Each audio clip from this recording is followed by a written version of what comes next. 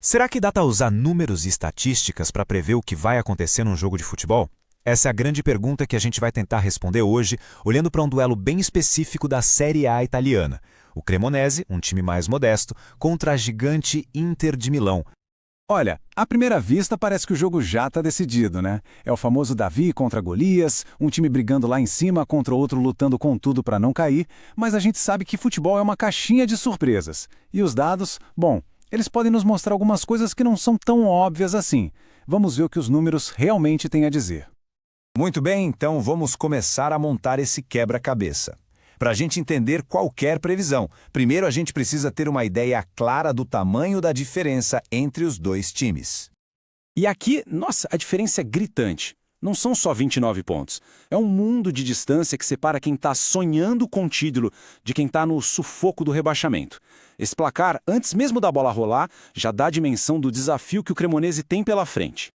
E só para contextualizar, toda essa análise que a gente está fazendo é baseada nos dados da plataforma SmartGo. O lema deles é exatamente o que a gente está buscando aqui: fazer uma leitura de jogo baseada em dados. Vamos ver se essa leitura bate com a realidade. Ok, a foto geral da temporada é bem clara. Mas e o momento? Como é que essas equipes estão vindo para os últimos jogos? E talvez o mais importante, o que acontece quando elas ficam frente a frente? Aqui a coisa já fica um pouco mais interessante.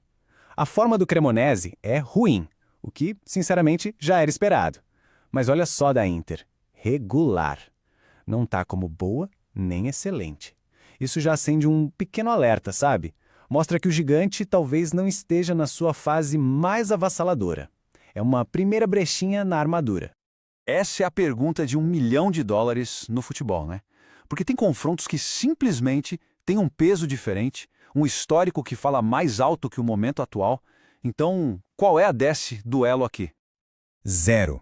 É isso mesmo, 0%. Essa é a porcentagem de vitórias do Cremonese na história contra a Inter.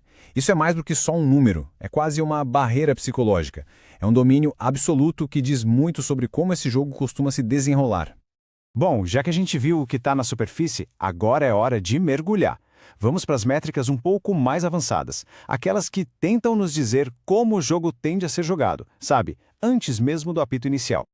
Antes de mostrar os números, uma explicação rapidinha do que é o tal do XG, ou gols esperados. Pensa assim, ele não mede quantos chutes um time dá, mas sim a qualidade de cada chute. Um XG alto significa que o time cria muitas chances claras de gol, daquelas que a gente levanta do sofá. E esse gráfico aqui, a diferença é brutal. A Inter cria chances com mais do que o dobro da qualidade das chances do Cremonese. O que isso quer dizer na prática? Que num jogo normal, a tendência é que a Inter não só crie mais, mas que suas chances sejam muito mais perigosas, com uma probabilidade bem maior de virar gol.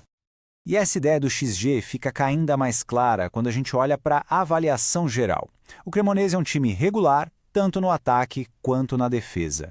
Já a Inter é classificada como boa nos dois setores. É o retrato de um time mais equilibrado, forte lá na frente e sólido lá atrás.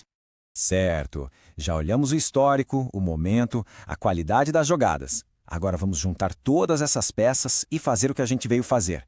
Tentar transformar todos esses dados em probabilidades de resultado. As odds, que são basicamente as probabilidades do mercado de apostas, confirmam o que os dados estão mostrando. O favoritismo da Inter é enorme. Esse gráfico de pizza deixa bem visual. A fatia que representa uma vitória do Cremonese, a surpresa, é bem pequena. E aqui a análise fica ainda mais específica. O modelo não diz só a Inter deve ganhar. Ele aponta para um tipo de vitória. Olha só, os placares mais prováveis são 1-0 e 2-0. Isso sugere um jogo controlado, onde a Inter faz o resultado e administra, e não necessariamente uma goleada. É uma previsão de eficiência. Então tá. Depois de toda essa viagem pelos números, o que a gente tira disso tudo? Qual é a moral da história de usar dados para analisar uma partida de futebol? E a gente volta para o ponto principal. O objetivo aqui não é ter uma bola de cristal, não é cravar o resultado. É usar os dados para fazer uma leitura mais profunda do jogo, para enxergar padrões e tendências que muitas vezes a gente não percebe só assistindo. Essa tela com o resumo de tudo conta uma história bem completa. Cada número se conecta com o outro. A diferença de pontos na tabela se reflete no XG superior da Inter, que, por sua vez, justifica a alta probabilidade de uma vitória por 1 ou 2 gols de diferença. É uma narrativa que faz sentido, toda contada com estatísticas. Isso tudo nos deixa com uma última reflexão. Os dados nos mostram o caminho mais lógico, o roteiro mais provável.